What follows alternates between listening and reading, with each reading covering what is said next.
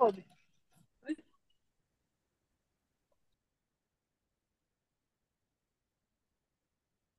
कृष्णा. प्रभूजी आवाज येतोय व्यवस्थित? येस प्रभू, आवाज येते चांगला ओके मध्ये. नाही नाही, इको नाही ना आता? थोडा थोडा आहे प्रभूजी अजून. काय हरकत नाही प्रभूजी, सुरू करा तुम्ही. आवाज चालेल. समजतोय. आवाज समजतोय. ओके, ठीक आहे. ओम ज्ञानतिमिरान्धस्य ज्ञानाञ्जनशलाकया चक्षुरुन्मिलितं येन तस्मै श्रीगुरवे नमः. मूकं करोति वाचालं पङ्गुं लङ्घयते गिरिं यत्कृपातमहं वन्दे श्रीगुरु दीनतारिणं परमानन्दमाधवं श्रीचैतन्येश्वरम्. हरे कृष्णा. तर सर्व भक्तांचं स्वागत आहे आणि सर्व भक्तांच्या चरणामध्ये दंडवत प्रणाम. वाञ्छा कल्पतरुभ्यश्च कृपा सिन्धुभ्येव च पतितानां पावनेभ्यो वैष्णवेभ्यो नमो नमः. तर आपल्या सगळ्यांचं खूप खूप स्वागत आहे. आणि जो विषय जो सांगितला होता किंवा मी सांगितला होता मधुरभाऊ प्रभूजींना, त्यांनी जेव्हा मला 2-3 आठवड्यापूर्वी फोन केला होता तेव्हा मी म्हणलं होतं की राधाष्टमीच्या आसपासचा तो दिवस आहे तर राधाष्टमी कथा करू. पण मी स्वतःला अजिबात पात्र समजत नाही राधा आता विषयी बोलण्यासाठी. त्यामुळे मी प्रभूजींना आज म्हणलं की थोडा विषय चेंज केला तर चालेल का? ते म्हणले चालेल. तर थोडस आपण श्रीमद भागवतम मध्ये कुंती देवीची, कुंती महाराणीची जी काही प्रार्थना आहे किंवा कुंती देवीची स्तुती आहे भगवंतांप्रती, त्याच्यावरती चर्चा करूया. तर आपल्या सगळ्यांना माहित आहे श्रीमद भागवतम मध्ये खूप सुंदर सुंदर अशा स्तुती आहेत. ध्रुव महाराजांची स्तुती आहे, प्रल्हाद महाराजांची स्तुती आहे, गोपिकांची स्तुती आहे, गोपी गीत ज्याला म्हटलं जातं, नागकन्यांद्वारे केलेली स्तुती आहे भगवंतांप्रती. तर या सगळ्या सुंदर सुंदर स्तुती प्रार्थना भागवतम मध्ये समाविष्ट आहेत. पण त्या सर्व प्रार्थनांमध्ये सुरुवातीला भागवतमच्या पहिल्या स्कंदामध्ये जी प्रार्थना येते ती आहे कुंती महाराणीची प्रार्थना किंवा कुंती महाराणींनी केली भगवंतांची स्तुती. तर हे विशेष विशेष स्तुती आहे. आपण सगळ्यांनी बऱ्याच वेळा ही स्तुती ऐकली असेल किंवा ह्यातले श्लोक ऐकले असतील, ही प्रार्थना ऐकली असेल. तरी पण आज परत एकदा माझ्या शुद्धीकरणासाठी मी आपल्या सर्वांसमोर ह्या प्रार्थनांविषयी थोडस चर्चा करू इच्छितो. तर भागवतम मध्ये पहिल्या स्कंदामध्ये 7वा आणि 8वा अध्याय आहे ज्याच्यामध्ये ह्या प्रार्थना येतात. विशेष करून 8वा अध्याय आहे कुंती देवीची प्रार्थना म्हणून. त्याच्यावर जो आहे तो या प्रार्थना 7व्या अध्यायाचं नाव आहे की द्रोणपुत्राला दंड. जो अशोक आहे द्रोणपुत्र, त्याला जो काही भगवंतांनी दंड केला किंवा त्याला जी शिक्षा दिली त्याचं वर्णन आहे. ही पार्श्वभूमी पण आपण थोडक्यात जाणून घेऊ. तर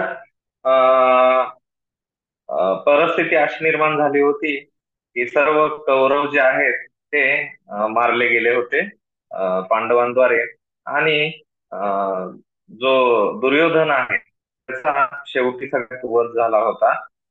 भीमसेनच्या द्वारे दुर्योधनाच्या मांडीवरती गदा प्रहार करून मृतप्राय होऊन पडला होता. आणि त्या दिवशी फक्त कौरव पक्षातील 3 योद्धे जिवंत होते, ज्याच्यामध्ये एक द्रोणपुत्र अश्वत्थामा होता, त्यानंतर कृपाचार्य होते, आणि मला वाटतं कृतवर्मा होता. तर ह्या हे तिघे एकत्र मीटिंग चालू असताना एक ठिकाणी एक दृश्य बघतो एका झाडावरती.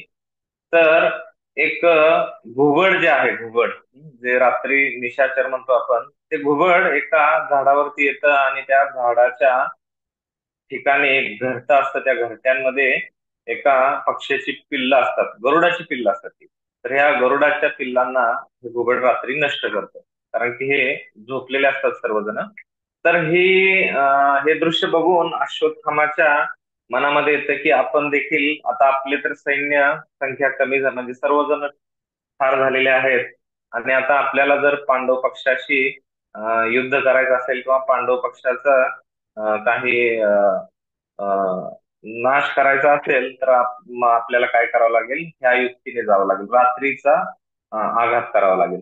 म्हणून हा अश्वत्थामा एकटाच जातो आणि रात्रीमध्ये जे काही पांडवांची 5 मुलं एका शिबिरामध्ये झोपलेले असतात, तर तिथे जाऊन त्या सर्व 5 झोपलेल्या अवस्थेतील मुलांना हा ठार करतो अश्वत्थामा. आणि त्यांची मस्त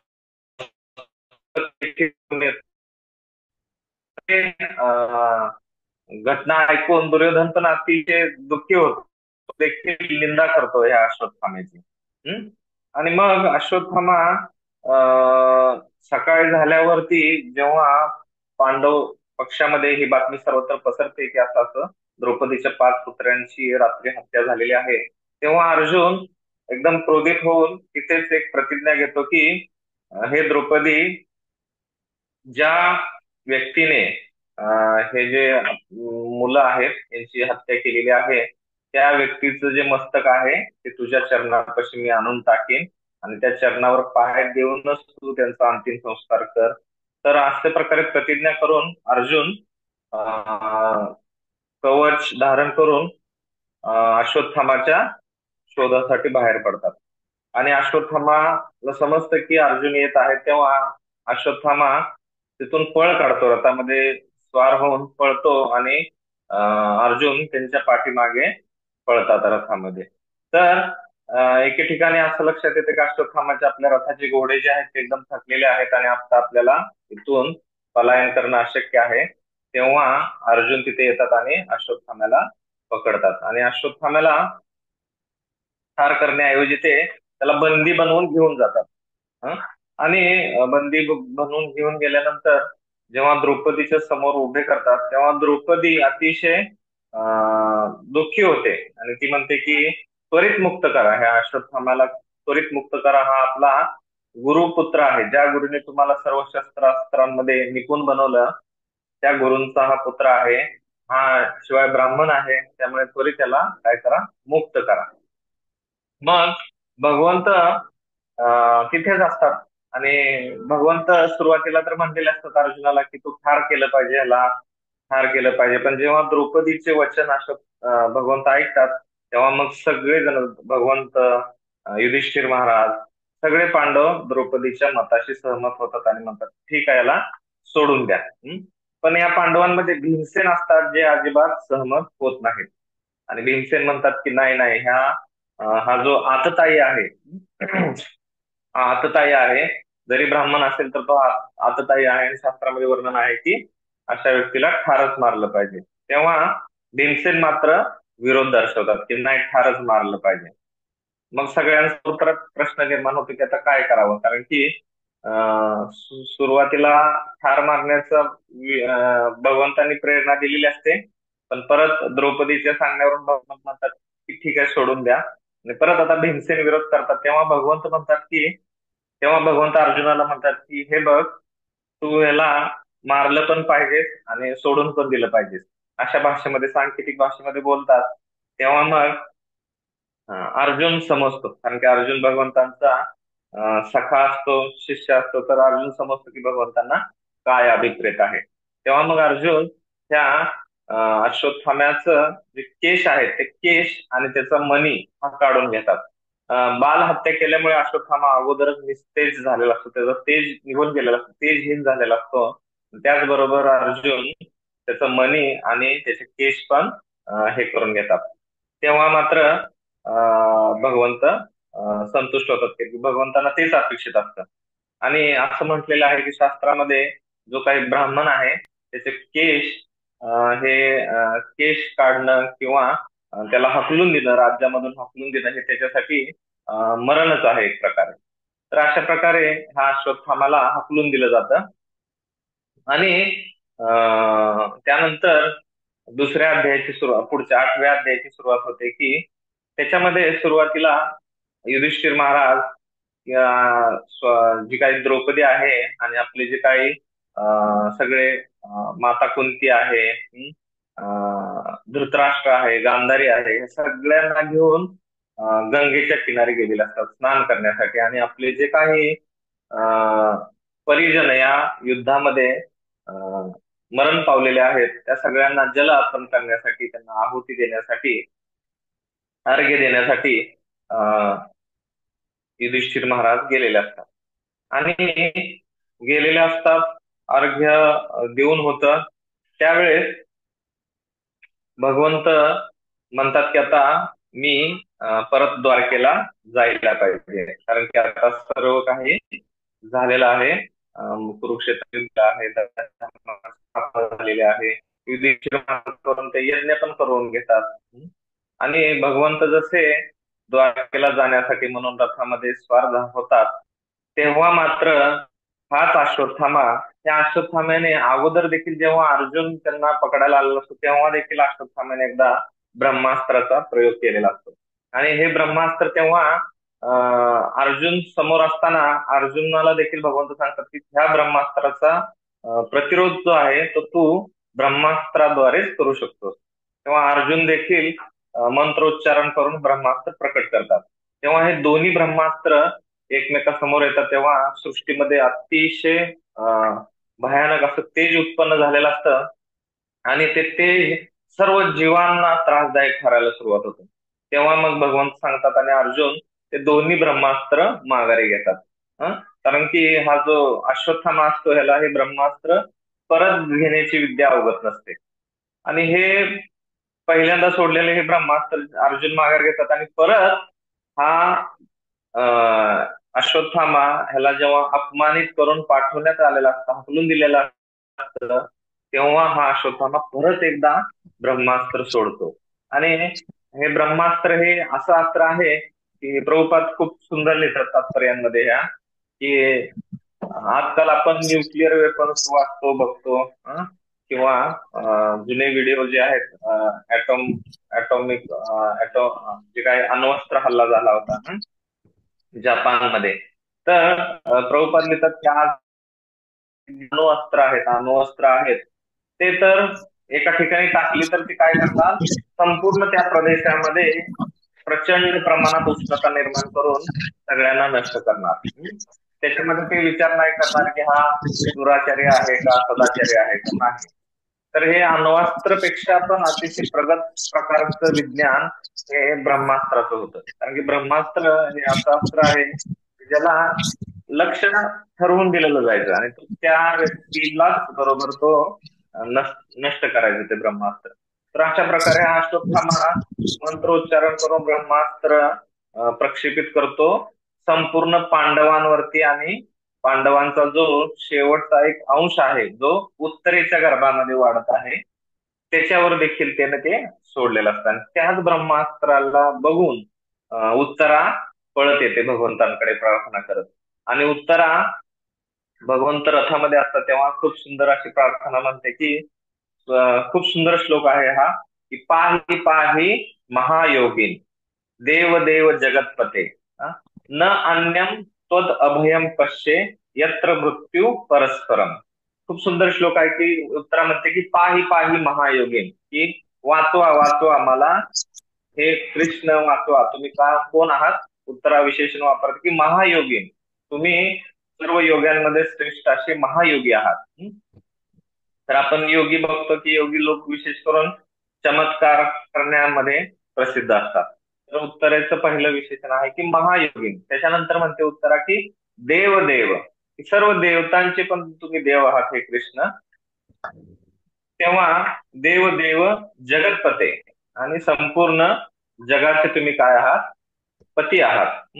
न अन्यम त्वद अभयम, की हे कृष्ण तुमच्याशिवाय कोणीही मला दिसत नाही जो मला काय करेल, अभय देऊ शकेल.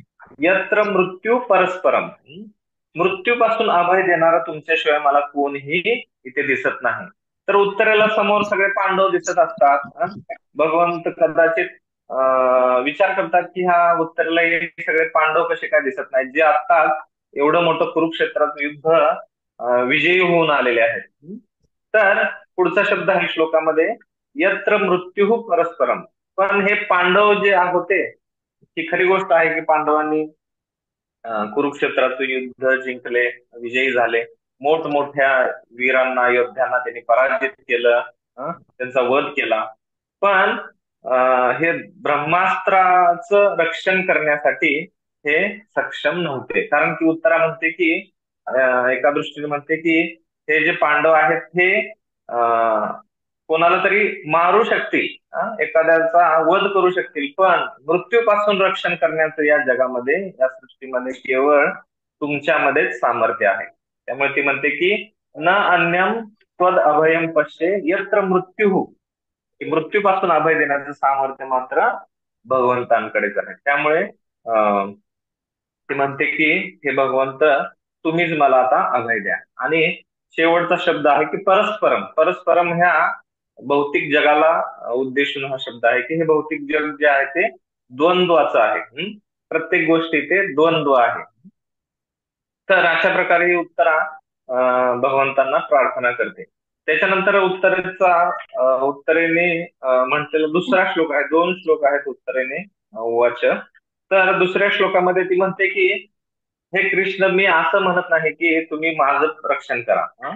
भलेही ब्रह्मास्त्राने मला ठार केलं तरी चालेल, पण माझ्या जो गर्भामध्ये जो पांडवांचा किंवा कुरु कुरु अंश असं वर्णन आहे की ती म्हणते की कौरवांचं ऍक्च्युली पांडव आणि कौरव हे कौरवच म्हणले जात होते अगोदर. पण जेव्हा युद्धामध्ये हे 2 पक्ष झाले, तेव्हा मग मात्र जे धृतराष्ट्राचे पुत्र होते त्यांना कौरव संबोधलं गेलं आणि पांडूचे होते त्यांना पांडव संबोधलं गेलं. पण आता सध्या परिस्थिती अशी निर्माण झाली होती की जे काही धृतराष्ट्राचे सगळेचे सगळे पुत्र ठार झाले होते. त्यामुळे आता हे त्यांना कौरव असं संबोधन आलेलं आहे. जो उत्तरेचा गर्भ आहे त्याला देखील कुरुवंश असंच संबोधन आलेलं आहे, कारण की ते सगळे कौरवच होते. तर उत्तरा म्हणते की हा जो ब्रह्मास्त्र आहे, ह्या ब्रह्मास्त्राने भलेही माझं प्राण घेतले तरी चालतील, पण तुम्ही काय करा, माझा जो गर्भ आहे, जो कुरूंचा वंशज आहे, त्याचं मात्र रक्षण करा. तर उत्तरा अशी म्हणते तेव्हा सुद गोस्वामी खूप छान वर्णन करतात तिथे, की म्हणतात की आता भगवंत हे सगळं बघत आहेत आणि भगवंतांना समजलं आहे की हे ब्रह्मास्त्र कोणी सोडलेलं आहे. ते समजतात की हे अश्वत्थामाने सोडलेलं आहे. आणि तिथं सुद गोस्वामी भगवंतांना उद्देशून भक्त वत्सल शब्द वापरतात. ते म्हणतात की आता भगवंत हे काय झालेले आहेत, आता एकदम भक्त वत्सल रूप धारण करत आहेत. कारण की भगवंतांना सगळे जीव समान असतात, पण भगवंतांचे जे भक्त आहेत, विशेष करून पांडव जे आहेत ते अतिशय प्रिय असतात.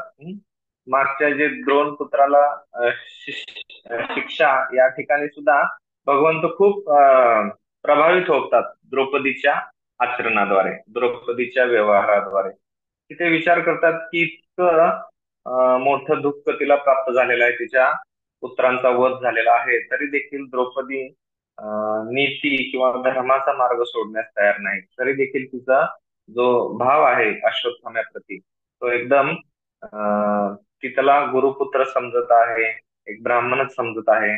तर अशा प्रकारे पांडवांचं जे काही आचरण आहे ते बघून भगवंत अतिशय दयाळू होतात त्यांच्याबद्दल. त्यामुळे सुद गोस्वामी म्हणतात की भक्तवत्सल भगवंत हे जाणले की आता अश्वत्थाम्यानेच हे ब्रह्मास्त्र सोडलेलं आहे, आणि भगवंत लगेच तत्क्षणी गर्भामध्ये प्रवेश करतात.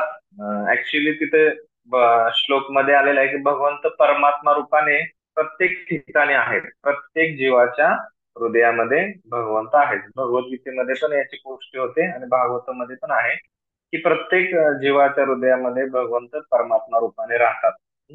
इवन जीवच नाही, एखादा कण ज्याला आपण अणु म्हणतो, त्या अणुमध्ये पण भगवंत निवास करतात. तर हे भगवंत उत्तरेच्या गर्भामध्ये तत्क्षणी जातात आणि उत्तरेच्या गर्भाचं संरक्षण करतात. असं वर्णन आहे की भगवंत गदा आणि चक्र दोन्ही घेऊन जातात.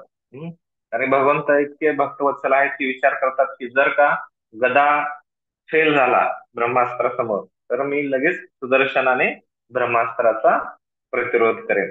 तर इतके भगवंत पांडवांप्रती वत्सल असतात. वत्सल हा शब्द देखील खूप विशेष आहे, की गायी आणि वासरांचं गायी आणि वासराचं जे काही प्रेम आहे ते वत्सल या तर कोणत्याही प्राण्यांमध्ये असं प्रेम दिसून येत नाही जे गायी आणि तिच्या वासराप्रती असतं. तर तेव्हा भगवंत रक्षण करतात आणि सगळ्यांना समजतं की भगवंतांनी आपल्या सगळ्यांचं रक्षण केलेलं आहे ब्रह्मास्त्रापासून आणि अं, अं, जे काही गर्भाचं पण रक्षण केलेलं आहे, पांडवांचं पण रक्षण केलेलं आहे. तेव्हा मग भगवंत रथामध्ये असतात, तेव्हा मग मात्र कुंती महाराणी समोर येतात आणि कुंती महाराणी प्लस सगळे पांडव जे आहेत ते भगवंतांची प्रार्थना करायला सुरुवात करतात आणि मग इथे कुंती देवीच्या प्रार्थना सुरुवात होतात. तर भागवतामध्ये 8व्या अध्यायाच्या 18 नंबर श्लोक पासून ही कुंती महाराणाची प्रार्थना सुरू होते. एकूण 26 श्लोक आहेत किंवा 26 स्तुती आहेत भगवंतांप्रती केलेल्या कुंती महाराणीने. तर ह्या अतिशय विशेष विशेष स्तुती आहेत. त्यातल्या बघू आपण ज्या काही आज आपल्याला कव्हर करता येईल. तर सर्वात पहिल्यांदा कुंती महाराणी म्हणते की नमस्ते पुरुषम तु अद्यम ईश्वरम प्रकृते परम अलक्षम सर्वभूतानाम अनंतम बहिर अवस्थितम. की कुंती महाराणी म्हणते की हे कृष्ण, मी तुम्हाला काय करते, नमस्कार करते, कारण तुम्ही आद्य पुरुष असून प्रकृतीच्या गुणांनी प्रभावित होत नाही. तुम्ही प्रत्येक गोष्टीच्या आत तथा बाहेर आहात आणि तरी सुद्धा सर्वांसाठी अदृश्य आहात. हे भगवंत खरं तर कुंती देवीचे काय असतात, पुतणे असतात. कुंती ही भगवंतांची आत्या असते. पण आता मात्र कुंतीला हे माहित असतं, तरी पण आता मात्र कुंती सर्वांसमोर उघडपणे भगवंतांची स्तुती किंवा भगवंतांना प्रार्थना अर्पण करत आहे. ती म्हणते की हे कृष्ण, मी तुम्हाला नमस्कार करते, कारण तुम्ही काय आहात, आद्य पुरुष आहात आणि तुम्ही प्रकृतीच्या गुणांनी प्रभावित होत नाही. तुम्ही प्रत्येक गोष्टीच्या आत तथा बाहेर आहात, तरीही सर्वांसाठी अदृश्य आहात. तर हे विशेष शब्द आहेत की कुंती देवी म्हणते की तुम्ही प्रत्येक गोष्टीच्या आत आणि बाहेर तर आहात, तरी देखील सर्वांसाठी अदृश्य आहात, अलक्षम असा शब्द येतो. की भगवंत भगवद्गीतेमध्ये पण या गोष्टीची पुष्टी होते की जे मूढ आहेत, हे मूढांना भगवंत दिसत नाहीत किंवा भगवंत समजून येत नाही. जे भगवंतांचे भक्त आहेत ते मात्र भगवंतांना पाहतात, आत आणि बाहेर. तर कारण की भगवंत म्हणतात की मी जो आहे अहम आत्मा गुडाकेश, की भगवंत म्हणतात की मी आत्मा रूपा मी प्रत्येकाच्या हृदयात निवास करतोच आणि माझ्यामुळेच काय होतं, स्मृती ज्ञान होत असते. मीच वेदांचा करता आणि वेदांची शिकवण देणारा देखील आहे. पण कुंती देवी म्हणते की जे असुर आहेत, कारण की त्यावेळेस देखील हे जे कौरव पक्षातले होते, दुर्योधन होता, दुःशासन, त्यांच्या समोर भगवंत होते, तरी देखील ते भगवंतांना जाणू शकले नाही. कारण की भगवंतांना एक भक्तच जाणू शकतो. जसं की भगवंतांच्या सर्व काही लीला सगळ्यांना माहिती होत्या की भगवंतांनी पुतनेचा वध केला, गोवर्धन धारण केला, एवढा मोठा गोवर्धन पर्वत, म्हणजे या सगळ्या अमानवीय लीला होत्या आणि या सगळ्यांना माहिती होत्या, सर्वश्रुत होत्या, प्रसिद्ध होत्या. तरी देखील हे असे काही दुष्ट होते जे भगवंतांना भगवंत म्हणून स्वीकार करत नव्हते. त्यामुळे हा श्लोक मध्ये हा शब्द आलेला आहे, अलक्षम सर्वभूतांना. तुम्ही सगळ्यांनाच हे कृष्ण दिसत नाही, भगवंत म्हणून तुम्ही सगळ्यांना दिसत नाही. तुम्ही तर सगळीकडे आहात, पण सगळ्यांना तुम्ही भगवंत म्हणून दिसत नाही. जसं आपण बघू शकतो की हेच हाच शब्द किंवा हेच उदाहरण आपण आजच्या युगामध्ये पण अप्लाय करू शकतो. की भगवंत कलिकाले नामरूप कृष्ण अवतार, की त्या कलियुगामध्ये भगवान कृष्ण नाम रूपामध्ये उपस्थित आहेत. पण आपलं प्रेम आहे का हरिनामाप्रती, किंवा आपली आसक्ती भगवंताच्या नामाप्रती एवढी नाही. म्हणजे मी माझ्याविषयी गोष्ट आहे. तर हे ऍक्च्युली भक्त आणि भक्तांमध्ये हाच हे आहे की भक्त जे आहेत हे भगवंतांना घेऊन जातात आणि भगवंतांच्या अं, दृढ विश्वास ठेवतात, श्रद्धा ठेवतात. तर आपण देखील ह्या कलियुगामध्ये भगवंत भगवंतांच्या नामामध्येच आहेत आणि ह्या भगवंतांच्या नावावरती आपण पूर्ण श्रद्धा ठेवली पाहिजे. आणि म्हणून कुंती महाराणी म्हणतात की अलक्षम सर्व भूतांना, तुम्ही सर्व भूतांना दिसत. तर त्याचं स्पष्टीकरण पुढच्या श्लोकामध्ये कुंती महाराणी सांगतात की जसं एखादा नट असतो, नाटकामध्ये काम करणारा एखादा नट असतो, तो काही मेकअप कॉस्ट्युम धारण केला की तो ओळखायला येत नाही. तर तशा प्रकारे कुंती महाराणी म्हणते की मूढ लोकांना तुम्ही ओळखायला येत नाही. तुम्ही ह्या मानवीय लीला करत आहात किंवा मानव रूपामध्ये आलेला आहात हे कृष्ण, त्यामुळे मूढ व्यक्ती, मूर्ख लोक समजत नाहीत की तुम्ही भगवंत आहात म्हणून. पण तुम्ही पूर्ण पुरुषोत्तम भगवंत आहात. त्याच्यानंतर खूप प्रसिद्ध श्लोक आहे, आपण सगळीकडे हा म्हणतो किंवा गातो. कृष्णाय वासुदेवाय देवकी नंदनाय च नंद गोपकुमाराय गोविंदाय नमो नमः. तर हा खूप सुंदर असा श्लोक हा कुंती देवीच्या प्रार्थनेमधून आहे. आपण भागवतमचं कक्षा सुरू करताना हा श्लोक उच्चारला जातो. कृष्णाय वासुदेवाय देवकी नंदनाय च नंद गोपकुमाराय गोविंदाय नमो नमः. ह्या श्लोकाचा अर्थ पण सगळ्यांना माहितीच आहे की जे वासुदेवाचे पुत्र झाले, देवकीचे आनंद झाले, देवकी आनंद, वृंदावनाच्या नंदादी गोपांचे बालक झाले, अशा त्या गायींना आणि इंद्रियांना आनंद देणाऱ्या भगवान श्रीकृष्णांना मी नमस्कार करते, कुंती महाराणी म्हणतात. त्याच्यानंतर पण खूप एक सुंदर श्लोक आहे त्याच्याच पुढचा की नमः पंकज नाभाय, नमः पंकज मालिने, नमः पंकज नेत्राय, नमस्ते पंकजांग्रये. ही ह्याच्यामध्ये भगवंतांच्या सर्व शरीराला कमळाची उपमा दिलेली आहे. सुरुवातीला नमः पंकज नाभाय, ज्यांच्या नाभीतून कमळ प्रकट होतं आणि त्या कमळामध्ये ब्रह्माचे जन्म घेतात. तर असे नाभीतून कमळ प्रकट होणारे भगवंत, माझा तुम्हाला नमस्कार आहे. त्याच्यानंतर नमः पंकज मालिने, की नेहमी कमळांची माळ धारण करणारे भगवंतांच्या गळ्यामध्ये कायम कमळाची माळ असते. नमः पंकज नेत्राय, भगवंतांचे जे नेत्र आहेत ते एकदम कमळासारखे सुंदर आहेत.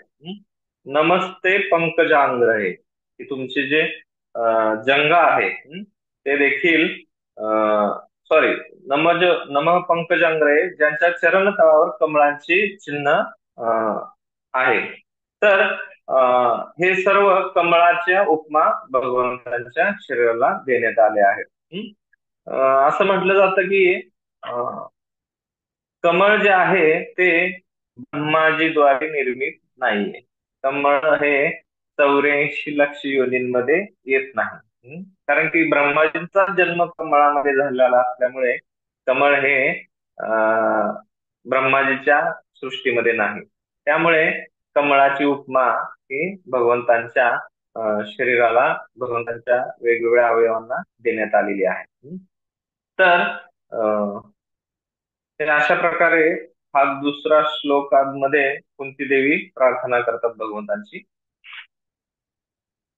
त्याच्यानंतर हा प्रसिद्ध श्लोक आहे ज्याच्यामध्ये कुंती महाराणी म्हणतात की हे कृष्ण, तुम्ही काय करा, विपदः संतुतः शश्व तत्र तत्र जगद्गुरु, की हे कृष्ण तुम्ही काय करा, आम्हाला वारंवार विपदा द्या किंवा आम्हाला वारंवार संकट द्या, त्यामुळे काय होईल, तत्र तत्र भवतो दर्शनम, त्यामुळे आम्हाला काय होईल, तुमचं दर्शन होईल वारंवार. तत्र तत्र म्हणजे पुन्हा पुन्हा आम्हाला तुमचं दर्शन होईल आणि त्या दर्शनाने काय होईल, यस्यात अपुनर्भव दर्शनम, त्या तुमच्या दर्शनामुळे आम्हाला त्या भवसागराचं परत दर्शन होणार नाही.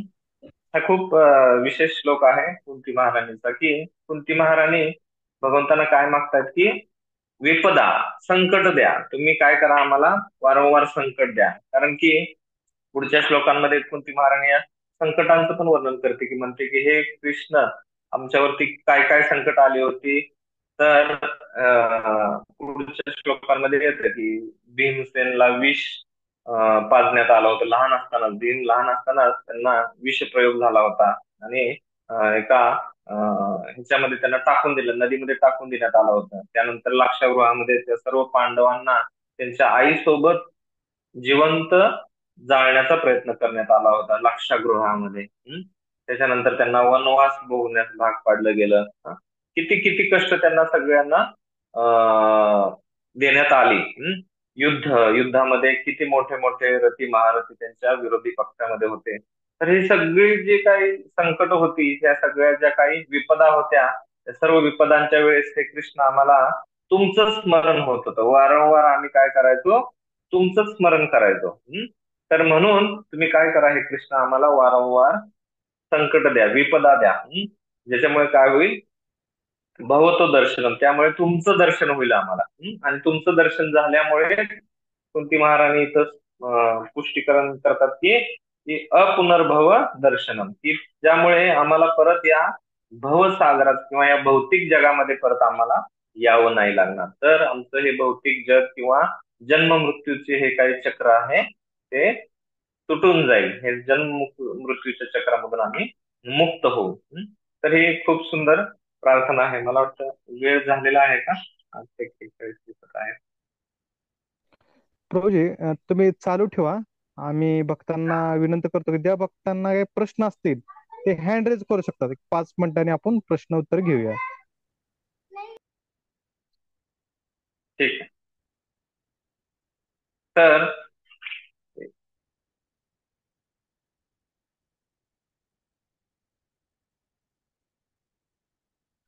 तर कुंती देवी पुढच्या एका श्लोक मध्ये म्हणतात की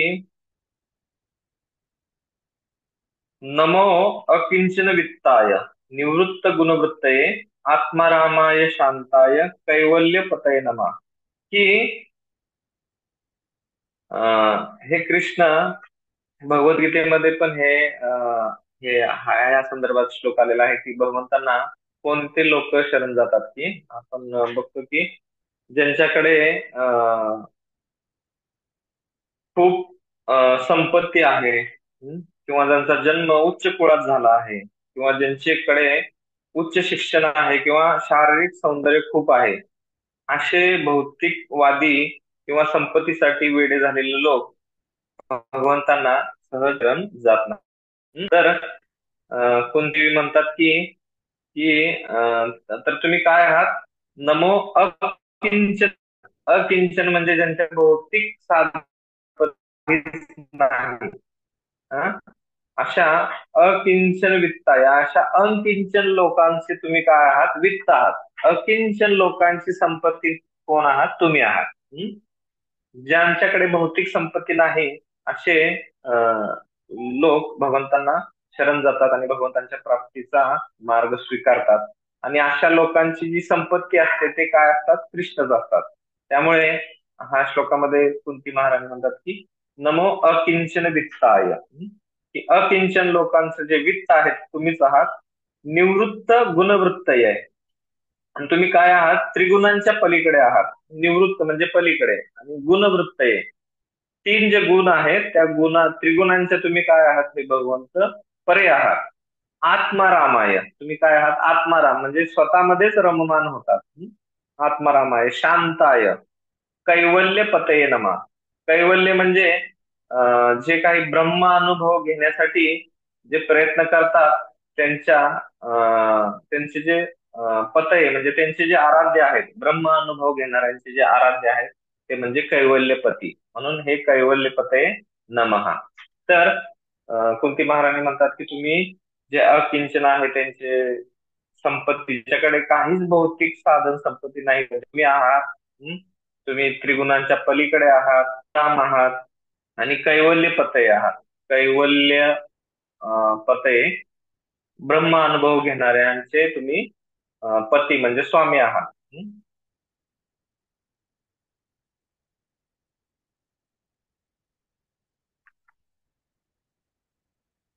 मधुरवर तू थांबायचं का मग?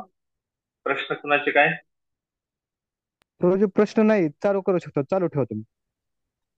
आणि 9 पर्यंत ओके. आपण मीटिंग चालू शकतो, 9 पर्यंत. प्रश्न जरी होय का? आला तरी मी हँड रेज माझा करेन.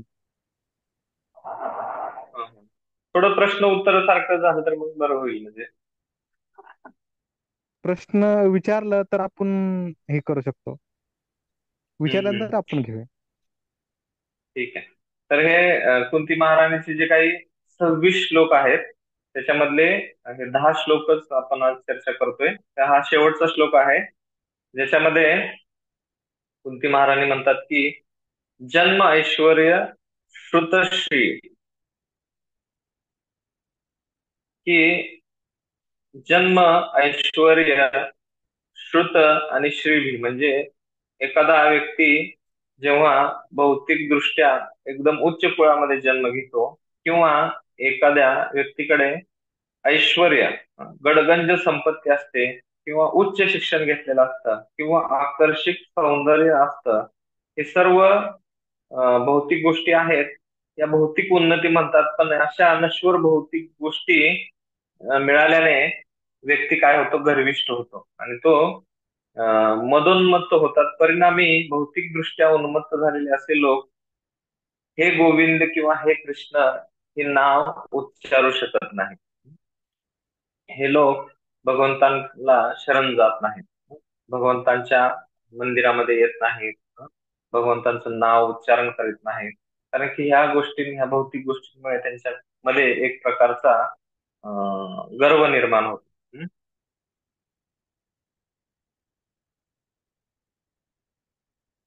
प्रभुपाद तात्पर्यामध्ये लिहितात की शास्त्रामध्ये असे म्हटले आहे की पापी व्यक्ती जेवढी पापे करण्यास समर्थ नसतो तेवढी पापे केवळ भगवंतांच्या एक नाम उच्चारण केल्याने नष्ट होतात. अशी भगवन नाम उच्चारणाची शक्ती आहे आणि या विधानात किंचित ही शंका नाही, अतिशयोक्ती नाही. भगवन नामात वास्तविकपणे एवढी शक्ती आहे, पण नाम उच्चारणामध्ये गुणवत्तेचा फरक राहू शकतो. प्रभुपाद खूप सुंदर लिहितात त्याच्या तात्पर्यामध्ये की भगवंतांच्या नावामध्ये तर शक्ती आहे. भगवंताचं एक नाव, शुद्ध नाव उच्चारण्याद्वारे आपण एका जन्मामध्ये एवढी पाप देखील करू शकत नाही, तेवढी पाप नष्ट होऊ शकतात भगवंतांच्या एक नाम उच्चारणाद्वारे. पण हे नाम उच्चारण्याची गुणवत्ता जी आहे त्याच्यावर हे अवलंबून आहे. आणि ही गुणवत्ता, भगवत नाम उच्चारणाची गुणवत्ता जी आहे ती असहाय्य अवस्थेमध्ये ही गुणवत्ता खूप जास्त असते. कारण की आपण बघतो की मी आज एका ह्याच्यामध्ये ऐकत होते का क्लासमध्ये की बऱ्याच वेळा आपण बघतो की आपण साधना करत आहोत, जपा करत आहोत, मॉर्निंग प्रोग्राम करत आहोत, पण ते खूप काय होत आहे, मेकॅनिकल होत आहे. त्याच्यामध्ये आपल्याला रस निर्माण होत नाही किंवा ते त्या लेवलला होत नाही. तर ते सांगत होते आचार्य की त्याच्यामध्ये म्हणून तेवढी तीव्रता पाहिजे, तेवढी तडप पाहिजे. तर भगवंत भगवद्गीतेमध्ये म्हणतात की जो ज्या भावाने मला शरण येतो त्याला अनुरूप असं मी फळ देतो. तर भगवंतांचं नाम उच्चारण तर आपण करतोच, पण त्या नाम उच्चारणामध्ये तीव्रता पाहिजे.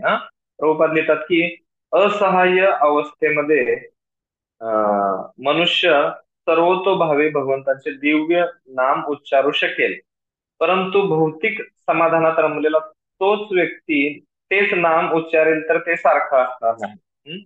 भौतिक समाधानामध्ये किंवा भौतिक साधन संपत्ती जमवण्यामध्ये गुंतलेला एखादा व्यक्ती तेच नाम उच्चारेल आणि तेच नाम एखादा असहाय्य अवस्थेमध्ये उच्चारलेला व्यक्ती, तर ह्या दोन्ही नाम मध्ये फरक आहे. भौतिकतेने उन्मत्त मनुष्य वेळ प्रसंगी भगवंताच्या दिव्य नामाचे उच्चारण करीलही, परंतु ज्या प्रामाणिक भावनेतून ते उच्चारण केले जावे तसे उच्चारण होणार नाही. म्हणून भौतिक प्रगतीची 4 तत्वे, उच्च कुळ, अधिक संपत्ती, उच्च शिक्षण आणि लक्षणीय सौंदर्य ही म्हटली तर आध्यात्मिक विकासाच्या मार्गावरील प्रगती करता अपात्रतेची लक्षणे आहेत. प्रभुपाद म्हणतात की हे जे चार गोष्टी आहेत, उच्च कुळामध्ये जन्म, ऐश्वर्य, उच्च ज्ञान आणि शारीरिक सौंदर्य, हे आध्यात्मिक प्रगतीमध्ये अपात्रतेची लक्षणं आहेत. जसं प्रभुपाद म्हणतात की ताप येणे हे शरीराच्या अस्वस्थतेचं लक्षण आहे. तर परत प्रभुपाद पुढे लिहितात की आणि कधी कधी हा जो ताप आहे तो अध्यात्मात प्रगत झालेली माणसे भौतिक दृष्टीने अध्यात्मामध्ये प्रगती करत असलेली माणसे भौतिक दृष्टीने अकिंचन झालेली दिसतात, परंतु ते काही नैराश्य नाही. आणि जसा ताप घटणे चांगले लक्षण आहे, तशी अकिंचन अवस्था येणे हेही चांगले लक्षण आहे. तर भौतिकतेची नशा उतरवित जाणे हे जीवनाचे तत्व असावे. तर आपल्या जे काही साधना आहे किंवा आपले जे काही प्रयास आहेत आयुष्य जगण्यामध्ये, ते प्रयास असे असले पाहिजेत की जे भौतिकतेची ज्याचे जेणेकरून नशा उतरली गेली पाहिजे. हे जीवनाचे तत्व असावे, कारण असा मत जीवनाच्या ध्येयाबाबत अधिकाधिक भ्रम निर्माण करतो. तर आपलं जे दिनचर्या आहे किंवा राहणीमान आहे, जीवनमान आहे, ते अशा प्रकारे असलं पाहिजे की ज्याच्यामुळे आपल्याला भौतिकतेमध्ये जास्त गुंतू नये आपण. आणि त्याच्यामुळे मग भ्रम निर्माण होतो. जर अशा गोष्टींमध्ये आपण जर अधिकाधिक व्यस्त राहिलो तर मग जीवनाच्या अंतिम ध्येयाबाबत भ्रम निर्माण होतो. असे लोक परमेश्वरा धामात प्रवेश करण्यास अगदी अपात्र आहेत. व्यक्ती भौतिक गोष्टींमध्ये जास्तीत जास्त गुंतून गेला तर तो मग परमेश्वराच्या धामात प्रवेश.